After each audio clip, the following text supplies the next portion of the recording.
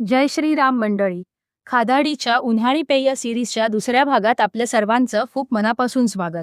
आजचं आपलं दुसरं पेय आहे कोकणातील प्रसिद्ध असं तिवळ.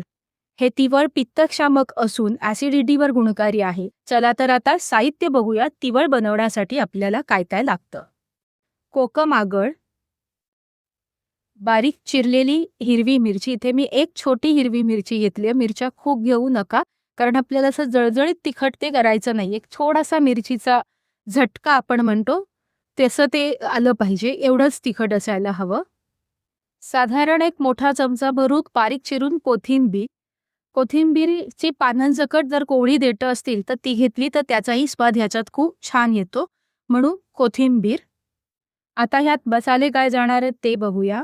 आपण वापरतोय भाजलेल्या जिऱ्याची पूड, काळं मीठ पाव चमचा, साधं मीठ चवीनुसार आणि पाव चमच्याहूनही कमी साखर. साखर का तर कोकमाचा जो आंबटपणा आहे किंवा मिरचीचा जो झटका आहे तो बॅलन्स करण्यासाठी, म्हणून आपण ह्यात साखर वापरतोय. तुम्हाला हवं असल्यास तुम्ही साखरेच्या ऐवजी खडी साखर कुटून ती वाटूनही म्हणजे दळूनही तुम्ही वापरू शकता. आता कृतीकडे वळूया. मी तुम्हाला एक अंदाज यावा म्हणून दाखवते.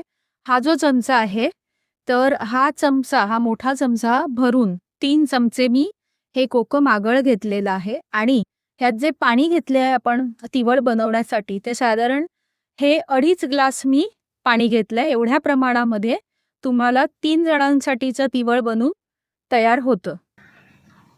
तर आता आपण सगळ्यात आधी घालतोय कोकम आगळ.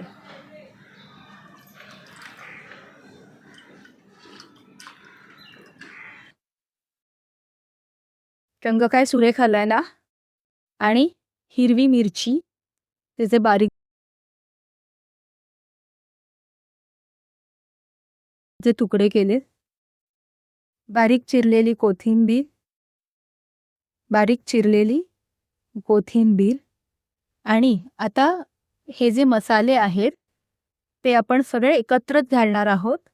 म्हणजे जिरेपूड, काळं मीठ, साधं मीठ आणि साखर.